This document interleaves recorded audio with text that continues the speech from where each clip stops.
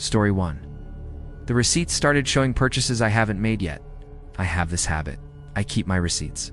Not in a weird, obsessive way, just to stay organized. You know, groceries, gas, the occasional coffee. When I get home, I fold them up and drop them into this small ceramic bowl I keep by the door. Once a week, I just toss them out. It's a pretty boring system, really, which is probably why it took me a while to notice when it stopped making any sense. The first strange receipt showed up on a Wednesday. I got home from work, emptied my pockets, and dropped my keys, my wallet, and one receipt into the bowl. Standard stuff. But later that night, I walked past the bowl and saw 2 receipts sitting there.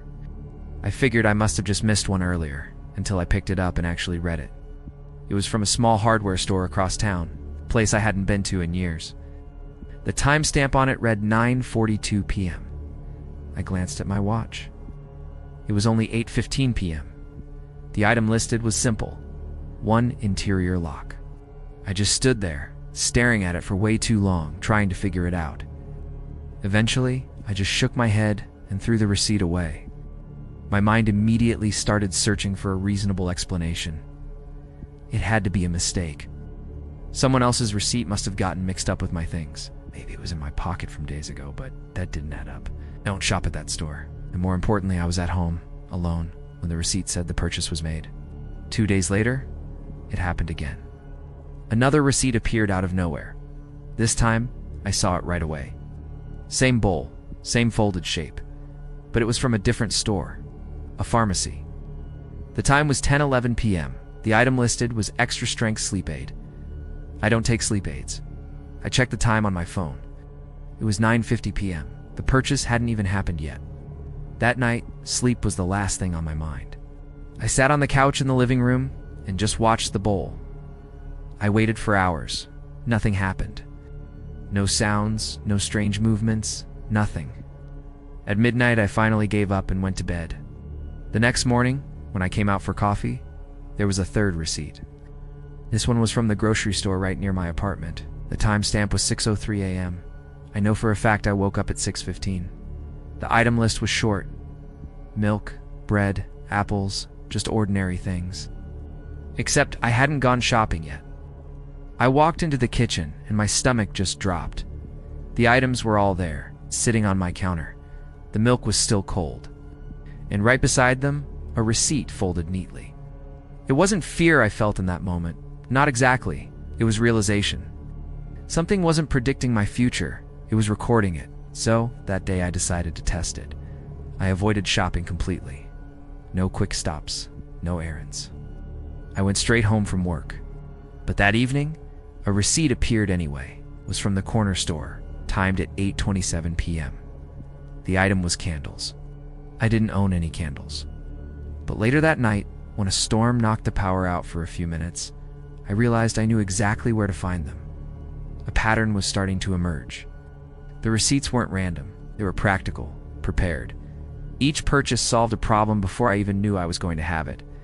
The lock was for a bedroom door that suddenly wouldn't latch properly the next day. The sleep aid was for a night I was too wired to rest. The candles were for the power outage. These receipts weren't warnings. They were confirmations of a life being lived for me. But what scared me the most wasn't what was on the receipts, but what wasn't. They never included anything unnecessary. No treats, no snacks, no little indulgences.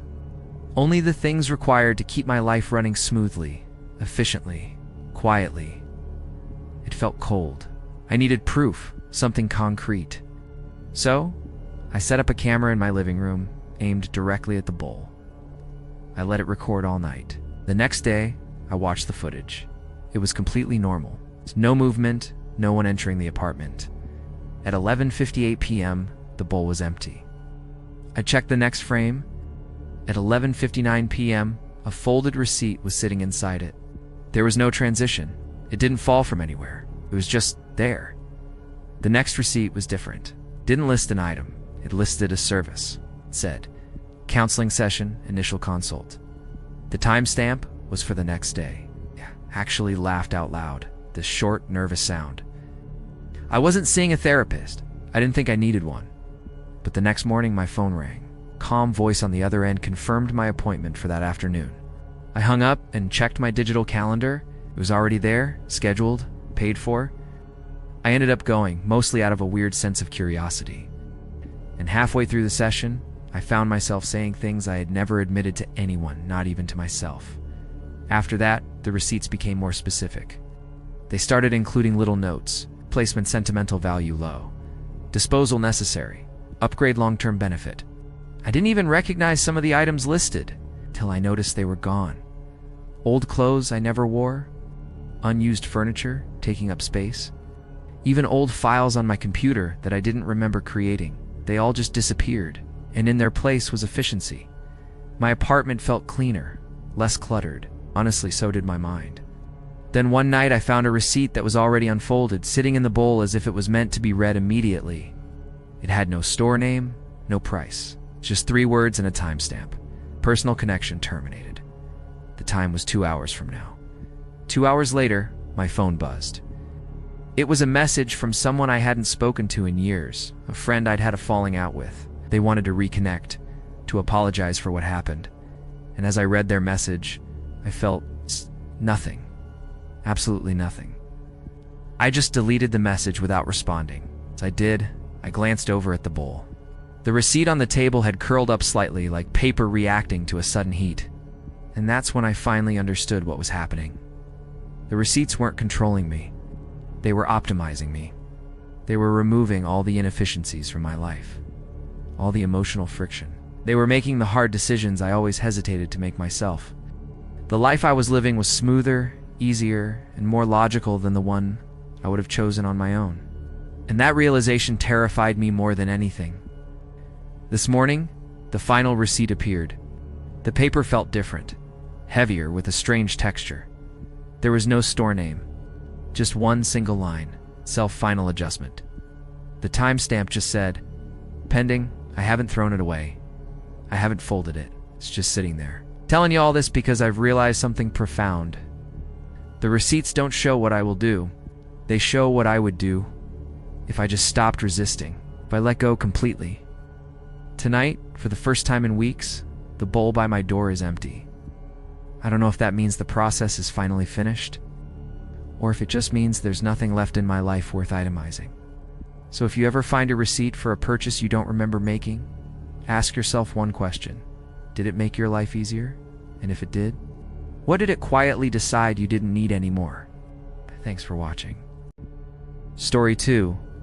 The messages on my phone started replying before I sent them. The first time it happened, I just blamed my phone. I was standing on the train platform typing a quick message to my sister, running late. Don't wait for, and before I could even finish the sentence, the message just sent itself. A second later, her reply popped up. It's okay. You always do. I just stared at the screen, a little confused but not really alarmed. Autocorrect glitches, predictive text, a laggy signal. You know, the usual phone problems. I shoved it back in my pocket and got on the train. Later that night, I opened our conversation again, and that's when it got weird. The message I remembered typing was gone. In its place was something longer. Running late. Don't wait for me. I'll explain when I get there.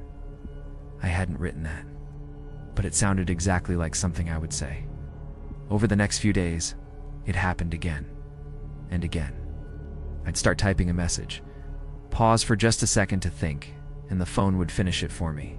Not with some generic suggestion, either. It finished them with my tone, with my intent. It used phrases that were completely my own. Honestly, sometimes it wrote them better than I could have myself. So, one night I decided to test it. I opened a blank message to a coworker and typed, "I don't think I can keep." I stopped right there, waited. The cursor blinked once, twice, and then the message completed itself. Doing this forever. But I will. My chest tightened. I deleted the message immediately. The next morning, my coworker came up to my desk and asked if I was okay. He said I'd sent him a really late-night message that sounded kind of final. I grabbed my phone, my hands shaking a little, and checked our chat. The message wasn't there, but he read it back to me, word for word. I tore through every setting on my phone. Message history, cloud backups, draft folders, nothing. It was as if the messages only existed long enough to be received, and then they just erased themselves. Like their purpose was served, and that was it. The real panic set in when I was in the shower. My phone, sitting on the sink, started buzzing over and over. When I finally got out and checked it, my heart just dropped. I had apparently sent 5 different messages to 5 different people, all at different times. They were all things I'd never ever admit out loud. One message said, "I pretend I am fine because it is easier than explaining what is missing." Another one read, "I don't remember the last decision I made without feeling guided." I looked at the timestamps. They were overlapping. There's no way I could have typed them that fast. I couldn't have typed them at all. Then the replies started coming in. People were concerned. They were asking questions, offering to talk. I didn't answer any of them. How could I? I didn't even know which version of me they were responding to anymore. That night, I powered my phone down completely. I took the SIM card out. No battery, no signal, no connection to anything. I placed it face down on my nightstand and went to bed. And for the first time in weeks, I slept without dreaming. The next morning, the phone was on. It was sitting on my nightstand, fully charged. And there was a single message waiting on the lock screen. "You don't like silence?" There was no sender, no number, just the text. After that, the messages didn't just respond for me anymore.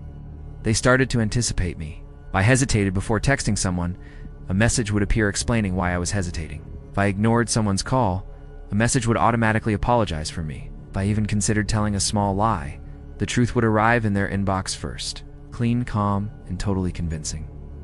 And that was the worst part. The messages never lied. They revealed things. They clarified my own hidden feelings. They said all the things I buried under layers of politeness and habit. The things I avoided because actually admitting them would mean I'd have to do something about them. I thought, okay, new phone. I bought a cheap prepaid burner phone.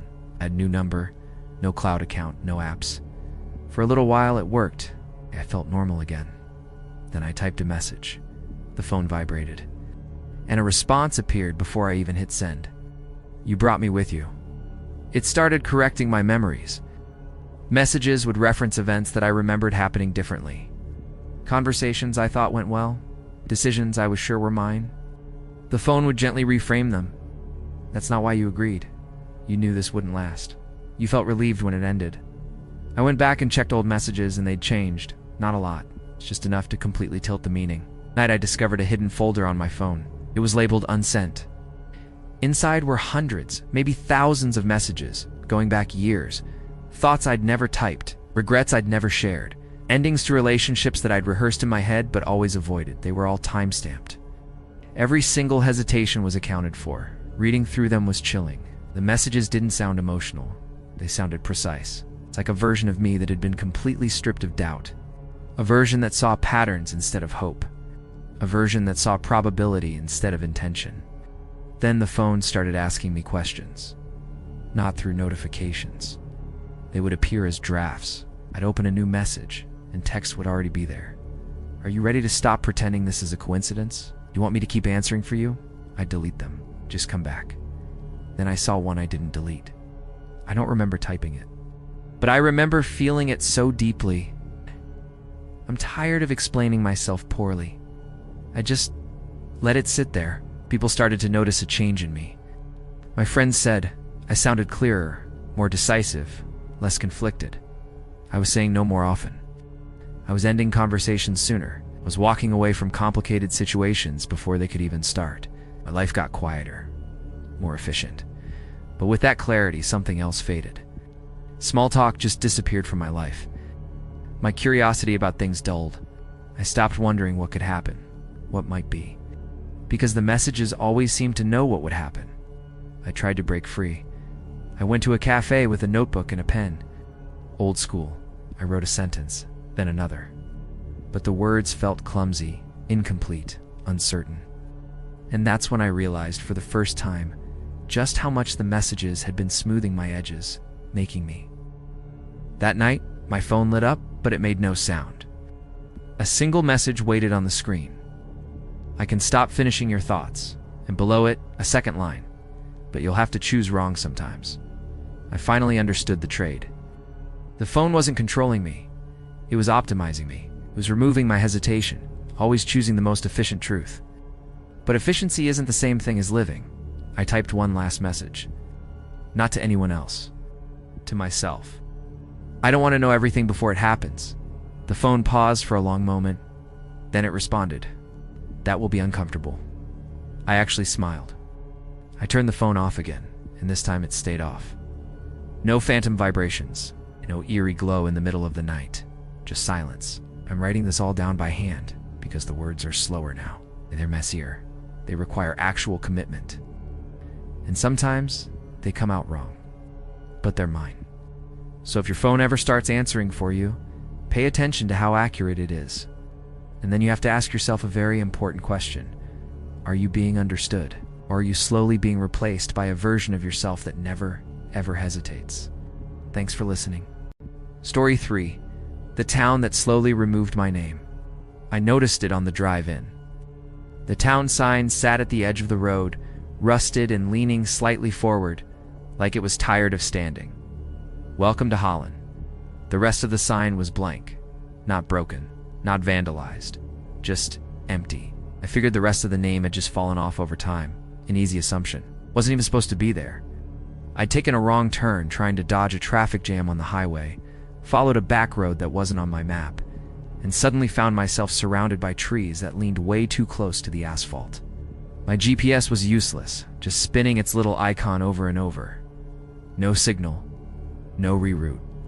There was just a single road leading forward, and then there was that sign. Holland, whatever its full name was, looked ordinary at first glance. A gas station, a diner, a post office. But there were no cars moving, no people walking on the sidewalks. Everything felt paused, like I'd arrived a moment too earlier, maybe way too late. The air was quiet, but it was an intentional kind of quiet. A heavy silence that made the hairs on my arms stand up. I pulled into the diner. It had a sign, or at least it used to. All that remained was a clean, faded rectangle on the brick facade where letters had clearly been removed. Inside, a woman stood behind the counter, wiping it over and over with the same damp cloth, her movements slow and methodical. I sat down at one of the stools. She looked up at me and smiled, but it didn't quite reach her eyes. Passing through? She asked, her voice soft. I nodded. Good, she said, turning back to her cloth. Most people are. She slid a laminated menu across the counter. Several of the items were blank, just empty lines where the names of dishes should have been. It wasn't smudged. It was purposefully empty. I pointed at one of the blank spaces. What's this one? She leaned forward, squinted at the spot, as if she could see something I couldn't, then smiled that same hollow smile again. That's been popular lately. When she brought my food a simple plate of eggs and toast that I had and actually ordered sheet and tea asked for my name. She didn't need it for a ticket. There was no receipt, no bill. She just placed the plate down and said, "Eat while you still feel hungry." That specific phrasing bothered me a lot more than it should have. It wasn't a suggestion. It felt like a warning. I pulled out my phone. Still no signal. I opened my contacts list out of habit, just scrolling. Everything was there. All my friends, family, coworkers. Except for one thing. My own name, at the very top of my contact card. The field was completely blank. My number was there, my email, but the space for my name was empty. I told myself it was just a sync issue, corrupted profile. Technology glitches all the time, right? It's a perfectly small, rational explanation. I finished eating as quickly as I could and left a few bills on the counter. The woman didn't even look at the money. She just kept wiping, her eyes fixed on the countertop. As I reached the door, she said, "It doesn't last long if you keep moving." My curiosity kept me in town longer than I intended. I walked over to the post office. The door was open. Inside, rows of mailboxes lined the walls, all brass and glass. But none of them had names, just numbers. I walked up to the clerk, an older man sorting letters without any addresses. "How does the mail work here?" I asked him. He shrugged without looking up. "Things arrive," he said. Eventually, a knot of anxiety was tightening in my stomach. I needed to leave. "How do I get back to the highway?" I asked. He finally looked up and pointed right behind me, back toward the entrance. "Same way you came in." I turned around. There was no road. The doorway looked out onto a solid wall of dense dark trees. I frantically pulled my paper map out of my back pocket. I unfolded it on the post office counter. Town wasn't labeled, not blurred out, not abbreviated. It simply wasn't there. The road I'd driven on, the one that led me here, just ended in a swirl of green indicating forest. According to the map, it had never existed. I rushed outside and stopped a man on the sidewalk. "Excuse me, can you tell me where I am?" He looked at me carefully, his head tilted. He had this expression like someone trying to remember a word that keeps slipping away from the tip of their tongue. "You're visiting?" he said slowly. It wasn't a question, it was a statement, a classification. There was a small hotel at the end of the street. 1 story, maybe 6 rooms, with a faded vacancy sign flickering in the window. I went in. The clerk, a young woman, handed me a key without me even asking for a room. There was no registration form to fill out, no request for payment or identification. "You'll be in room 3, she said, her voice flat. I asked her how long I could stay. She tilted her head, a gesture I was starting to recognize here. "As long as you remember why you came." In the room, I stood in front of the bathroom mirror. My reflection seemed to lag, just for a fraction of a second. Like it needed an extra moment to process and decide what I looked like before showing it back to me. I said my own name out loud, to hear it, to anchor myself. It sounded wrong, foreign, like a word in a language I used to know, but had long since forgotten. I checked my driver's license. My name was still there, but the first letter looked thinner, fainter than the rest. Like it had been erased and then rewritten too lightly, a ghost of what it was. That night, I dreamed of lists. Just endless lists. Names written in neat, perfect columns on white paper. And one by one, lines were being erased. There was no sound, no announcement. Just a quiet, creeping absence spreading down the page. The next day, I noticed people avoided referring to me directly. Instead of using pronouns like you, they would say things like, "Visitors sometimes ask that," or "Those passing through often feel confused," or just "Some people need help." It was like language itself was stepping around me, creating a space where I used to be. I tried to leave again. I packed my bag, walked to the edge of town where the road should have been, and for a moment it appeared. Could see the asphalt stretching out. But as I walked toward it, it shortened, pulling back like a turtle into its shell, until it ended in a short patch of gravel right at my feet. I turned and the town felt closer than it had before. I wandered into the library. It was hushed and dim. Shelves were filled with rows of books. All the author names on the spines were blacked out with a thick, permanent marker. Dedication pages had black bars redacted across them. I found one book with a completely empty cover. I opened it. The story inside was intact. Every word there, except for the protagonist's name. It was missing. Everywhere. Character was just referred to as he or the man. And that's when I finally understood. The town didn't remove people. It removed their identifiers, their names, their labels, their sense of ownership. Once those were gone, there was nothing left to tie you to the outside world. Nothing that needed to leave. I checked my phone again. Still had a charge, but it was an empty vessel. When I searched my own name in emails, social media accounts, old messages, nothing appeared. 0 results. As if I'd never registered for anything, never signed a document, never been recorded anywhere online at all. I went back to the hotel. The clerk at the desk smiled politely. A stranger's smile. "Can I help you?" she asked. I asked her if she remembered giving me a room the day before. She hesitated, her brow furrowed in concentration. "I remember someone," she said finally, "but not details." Then I saw it. Behind her desk was a large corkboard. Pinned to it were dozens of little slips of paper. Each had a name written on it. Some were crossed out, some were faded, almost illegible. And there, near the middle, was mine, or what was left of it, was incomplete, missing the first few letters, the ink growing fainter toward the end. I asked her why no one ever leaves this place. She finally dropped the polite facade and answered honestly, her voice barely a whisper. "Once you stop being called," she said, "it's peaceful. It's nothing to answer to." That night, back in my room, I pulled out my ID one last time. The name field was completely blank. Just an empty white space above my photo. No identifier, no claim to who I was. Just a face. The next day, I found I struggled to introduce myself to someone. The words wouldn't connect in my head. It wasn't that they were blocked, they just felt unnecessary. Why would I need to? I was still here, but I was also less so. People smiled at me on the street. They would let me pass, hold a door open. But no one spoke to me directly. I was part of the background now, like a park bench or a lamppost. Useful, present, but unnamed. This morning, on my walk, I saw that the town sign had changed. It was freshly painted. It read, "Welcome," and nothing else. No name, no location. Just an invitation. I found some paper in the library. The pens still work. Words still exist for now. But I can feel the pull of this place. The quiet. The profound relief of not needing to be anyone. Of not having to explain who I am. So if you're ever driving and you pass a town without a name, keep going. Don't stop. Don't ask any questions. And whatever you do, don't let it learn yours. Story 4. The last floor that wasn't on the elevator panel.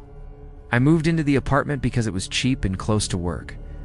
The listing said it was quiet, and that should have been my first warning. The building was old, with concrete hallways and yellowed lighting. The elevator hummed like it was thinking too hard. It had 12 floors. I lived on the 7th, at least that's what my lease said. The elevator panel was clear, B, and then 1 through 12. No missing numbers, no scratches. Nothing out of the ordinary. It was late, around 11:40 p.m., when it first happened. I stepped into the elevator alone, pressed 7, and leaned against the wall, scrolling through my phone. The doors closed, and the elevator started to rise. Then it just stopped. The display above the door, where the floor number should be, wasn't showing 7 or any number at all. It was just a blank amber glow. The doors opened. The hallway looked like mine, but wrong. The carpet pattern was the same, but the colors were darker. The lights were dimmer, and they buzzed faintly, like tiny insects trapped in glass. The air smelled stale, like a room that had been sealed shut for years. There were no apartment numbers on any of the doors. They were all just blank, unmarked wood. I stood there, frozen, as the elevator doors stayed open way longer than they should have. Then, just as quietly as they opened, they closed. The elevator started moving up again. When it stopped and the doors opened a second time, I was on my floor, the 7th floor. Everything was normal. I told myself it was just a glitch, a weird malfunction. The next morning, I asked the building's security guard if the elevator had been acting up. He frowned and pulled up the system log. According to his computer, my elevator had stopped between the 6th and 7th floors for 32 seconds. No registered floor, he said, and then he cleared the screen way too quickly. 2 nights later, it happened again. Same blank display, same unmarked hallway. But this time, I heard something. Muffled footsteps, not coming towards me, just pacing back and forth. And then I saw it. One of the doors was slightly ajar, maybe by an inch. It was completely dark inside. I stayed in the elevator. I told myself I was being smart, that curiosity wasn't worth whatever was in there. The doors closed again. A few days later, I casually mentioned the elevator glitch to a neighbor on my floor. She went quiet for a moment. Then she looked at me and said, "You didn't get out, right?" I asked her what she meant. She just shook her head. Never mind. Elevators do weird things. She never really made eye contact with me after that. Got curious, maybe a little obsessed. I went online and found the building's original construction blueprints. They showed 13 floors, not 12. The top floor had been crossed out with thick red ink. No explanation. The third time it happened, the elevator stayed longer. The doors opened and the hallway lights flickered, then stabilized. I saw something at the far end of the hall, a person standing completely still, facing away from me. I waited. The figure didn't move. It didn't seem to breathe, or even shift its weight. It was like a mannequin pretending to be a person. The elevator doors began to close on their own. I felt a wave of relief, till a hand shot out and stopped them. The hand looked human, but it was wrong. Too human. Every finger was bent at a slightly incorrect angle, like it had learned what a hand was supposed to look like, but didn't quite get it right. The hand pulled back. The doors closed. But this time, the elevator went down instead of up. The doors opened, and I stepped out. I was in the lobby. The security guard stared at me. "You okay?" he asked. "You were gone a while." I checked my phone. 37 minutes had passed. I had been in that elevator for less than 2. After that, I took the stairs. 7 flights up, 7 flights down, every single day for a week. No problems. Then one night, I was exhausted. I told myself I'd imagined it all and stepped back into the elevator. It hummed, it rose, and it stopped. Blank display. But this time, before the doors even opened, I heard a voice. It sounded like it was coming from inside the ceiling right above me. It said still numbered. The doors opened, and the hallway had changed again. It was brighter now, cleaner. The doors all had numbers, but they were wrong. They were too high, with too many digits, like serial numbers instead of apartment numbers. People walked past me. They looked normal, dressed like office workers, but they all avoided eye contact. They moved with a strange purpose, like they were late for something important. No one even glanced at the elevator or at me. Then a woman stopped. She tilted her head and looked right at me. "You're early," she said. I told her I was lost. She gave me a polite, empty smile. That happens before reassignment. The elevator doors closed behind me. I was stuck on the floor. The buttons inside the car wouldn't respond. As I started to walk down the hall, I noticed text etched into the walls. It was a long list of names, dates, and apartment numbers. Most of them were crossed out. Some looked like they had been half erased. I found a man sitting on a bench. He looked tired, defeated. "You get sent here when you're unaccounted for," he said without looking up.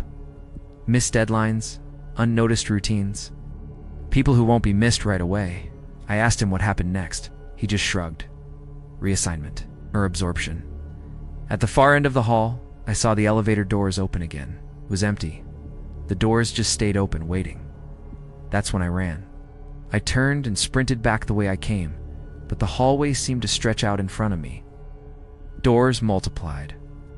The numbers on them climbed higher and higher. The lights began to dim. I found a stairwell and scrambled down the steps, but they just went sideways and then straight into a solid wall, and that's when I saw it. On the wall right next to me, a new name had appeared. My name, fresh, uncrossed, as if it had just been carved. The elevator doors opened silently right behind me. The strange hand emerged again. This time, it beckoned. I jumped back inside the car. My eyes darted across the panel, and I saw something I'd never seen before. Below the B4 basement, a button was glowing faintly. It had no number, just a single, horizontal line. Slammed my finger on it. I woke up in the lobby. Morning light was streaming through the windows. People were walking to work. Security guard was asleep at his desk. I had no memory gaps, no missing time. It was as if the last few minutes or hours had never happened. I got into the elevator to go up to my apartment, and on the panel, there was now an extra space. B 1 through 12, and then, at the very bottom, a blank button with a single line etched on it. I still live here. I still use the elevator. But I never ever ride it alone. If the display ever goes blank again, I'm stepping out immediately. Even if it's not my floor. So if your elevator ever stops between floors, and the doors open to somewhere you don't recognize, don't wait. Don't listen for sounds. Don't ever assume it's just broken. Because some places aren't destinations. They're holding areas. Thanks for watching. Story 5. Every morning, the announcement came 1 minute earlier. I've taken the 6:42 a.m. train for 3 years. Same platform. Same bench with the loose bolt. Out. Same old coffee stain near the edge of the yellow line. Could walk this route with my eyes closed. That's why I was the first one to notice when the announcement came early. It was 6:41 a.m. when the speaker crackled to life. Attention passengers, a 6:42 train will be arriving shortly. It had always played at exactly 6:42. Always. I looked down at my watch. Still ticking normally. Weird, I thought. But just a glitch. The next day it happened again. 6:41. I told myself schedules shift, systems get updated. Maybe someone just recalibrated the master clock. No one else seemed to react at all. Everyone just stared at their phones, half awake, half present in their own little worlds. Small things you explain away, right? But on the third day, the announcement came at 6:40. That got my attention. The big platform clock still read 6:40 and 3 seconds when the recorded voice spoke. I looked around, really looked this time. A woman standing nearby frowned for just a second, then went right back to her screen. It was like the thought had slipped away before it could even finish forming. The strangest part? Despite the announcements coming earlier and earlier, the train itself always arrived right on time. 6:42 sharp, the doors would hiss open. People would shuffle on, nothing else changed. And that somehow made the whole thing even creepier. I started keeping notes. I had to. I pulled out my phone and made a little log. Day 1, 6:41. Day 2, 6:41 again. Day 3, 6:40. I told myself I was being paranoid, that I was just seeing patterns where there weren't any. I kept writing it down anyway. By the end of that first week, the announcement was coming at 6:39. The voice was the same. Perfectly calm, neutral, professional. But the pauses between the words, they felt longer now, as if the voice itself were thinking. I decided to ask someone, caught a conductor on the platform, and asked if the announcement schedule had been changed. He just blinked at me like it was the strangest question he'd ever heard. "Schedule's fine," he said. Then, almost as an afterthought, he added, "Time's flexible here." Flexible? What was that supposed to mean? The following Monday, I noticed something else. The platform was way more crowded than it should have been. People who I knew usually arrived at 6:40 were already there by 6:35. They didn't seem rushed or anxious. They just seemed adjusted, as if their entire morning routines had quietly stretched themselves out to accommodate the station. Now the announcement came at 6:37, and people started boarding imaginary trains. I saw it happen. They'd line up early, take a step forward into empty space before anything had even arrived, and then just stop, looking confused for a moment before forgetting why they'd even moved. I had to be sure I wasn't losing my mind. I turned to the man standing beside me. "Excuse me, do you have the time?"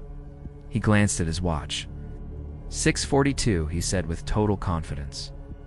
But the platform clock right above his head clearly read 6:36.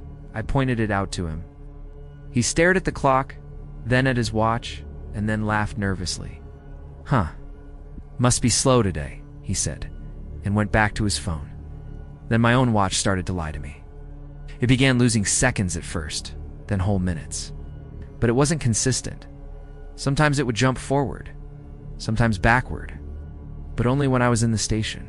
The moment I stepped outside, it went back to normal. One morning, the announcement changed its wording. The voice said, "Attention passengers. The 6:42 train has always arrived shortly." Has always? No, that wasn't right. I was sure of it. The original message said we'll be arriving shortly. It was a tiny change, but it felt huge. It felt like history was being rewritten. At 6:35, the platform felt different, heavier. The air pressed down on you like right before a bad thunderstorm. And the announcement played again and again and again. It was looping over and over, as if it was trying to reassure itself of something. People had stopped checking the time. Phones stayed in pockets. Watches stayed hidden under sleeves. No one asked questions anymore. They just waited. Or stood there, staring down at the tracks like they expected something to rise up from the darkness. I couldn't take it.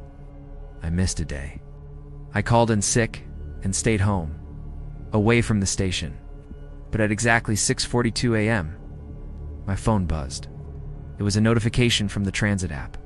All it said was, "You were not present." There was no other explanation, no context. Just that cold, simple statement. When I went back the next day, the announcement came at 6:33. The platform was nearly full, people standing shoulder to shoulder. No one spoke. The silence was deafening, and then the voice added a new sentence. "Thank you for arriving earlier." That's when I noticed the shadows. They were all wrong. They stretched too far, cast by nothing, and out, and they all pointed in the same direction towards the tracks, towards the spot where the train was supposed to be. Then, at 6:41, 1 minute early, the train pulled in. The doors opened, and everyone boarded automatically, like they were programmed. I stayed behind. I couldn't do it. The doors closed, the train pulled away, and the looping announcement continued from the speakers. Only a few of us were left on the platform, the ones who noticed, the ones who hesitated. A woman next to me whispered so quietly I almost didn't hear her, "It's eating something." I asked her what she meant. She just shook her head. I don't remember anymore. At 6:31, the announcement began differently. Tension, it said, and then it paused for a long, chilling moment. Then it spoke my name, quietly, like it was making a correction. I ran. I ran for the exit stairs, but they felt longer than usual. Each step felt heavier, like I was trying to run through water. Behind me, I could hear the announcement repeating, earlier, earlier. The second I burst outside, everything felt normal again. Cars moved, people were talking and laughing. My phone clock matched the big clock on the street corner. 6:45 a.m. I had escaped. The next day, the station was closed. Yellow tape was strung across the entrance. A sign on the gate just said, "Service adjustment." No date, no other details. But I still hear it sometimes, in quiet rooms, on other empty platforms late at night. The voice. Now it comes at 6:29, then 6:28, still announcing a train that hasn't arrived yet. I'm telling you this for a reason. Some routines don't just measure time, they consume it. And once you give them enough of it, they start asking for more. So if you ever notice things starting early, if your train announcement, your morning meeting, anything, if it starts to creep forward even by a minute, don't adjust. Don't arrive sooner. Don't let it teach you a new habit, because once something learns how much of you it can take, it stops waiting for you to give it. Thank you for listening. Stay safe.